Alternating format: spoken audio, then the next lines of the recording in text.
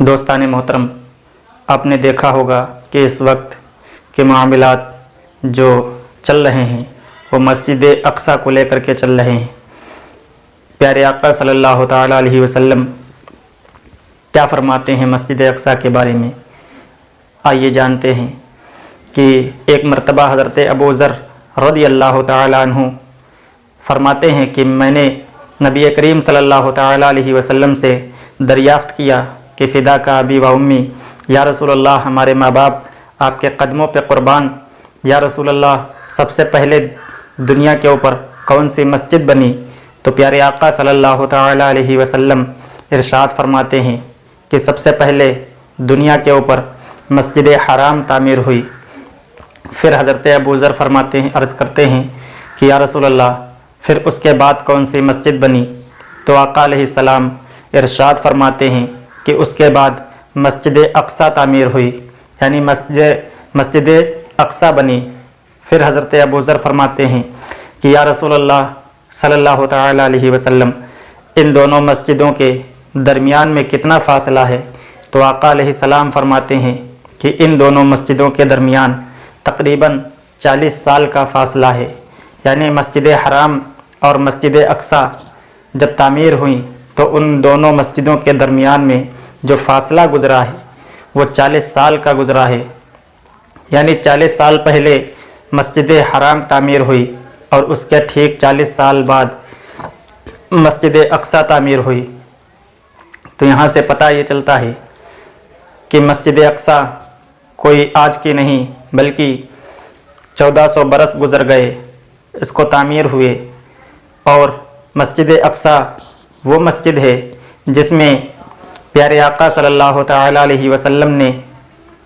نمازیں ادا کی ہیں، اور بے شمار نبی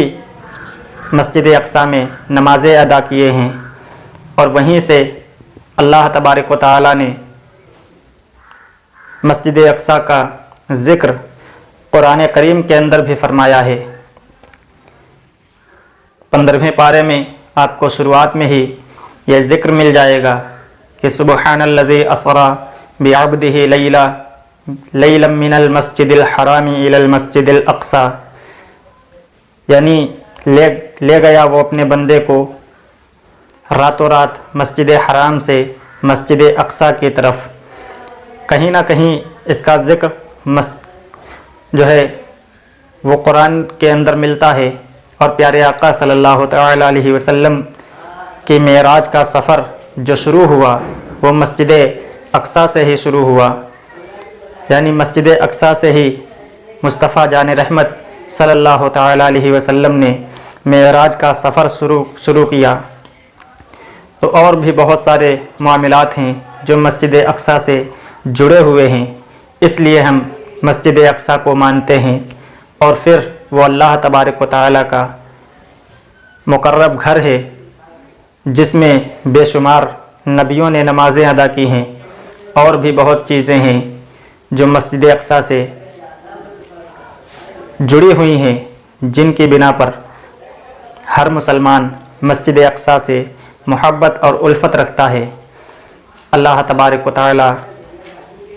ہم سب کو مسجد اقصیٰ کی حفاظت کرنے کی توفیق عطا فرمائے۔ اگر آپ کو یہ ویڈیو پسند آئی ہو تو اس ویڈیو کو اپنے تک ہی نہ رکھیں بلکہ آگے اپنے دوستوں میں شیئر ضرور کریں، اور آپ اگر ہمیں فالو نہیں کیے ہیں تو آپ فالو بھی کر لیں، اگر فیس بک پر دیکھ رہے ہیں تو فالو کر لیں، اور اگر آپ اس ویڈیو کو یوٹیوب کے ذریعے دیکھ رہے ہیں تو ضرور ہمارے چینل کو سبسکرائب کریں، کیونکہ اسی طرح سے ہر روز آپ کو دلچسپ ویڈیو ملتی رہیں گی، اور اللہ تعالیٰ آپ کو ان ویڈیوز کے ذریعے عمل کرنے کی توفیق عطا فرمائے گا۔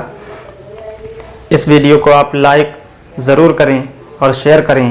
اور کمنٹ کر کے ہمیں بتائیں کہ آپ کو یہ ویڈیو کیسی لگی۔ السلام علیکم رحمۃ اللہ وبرکاتہ۔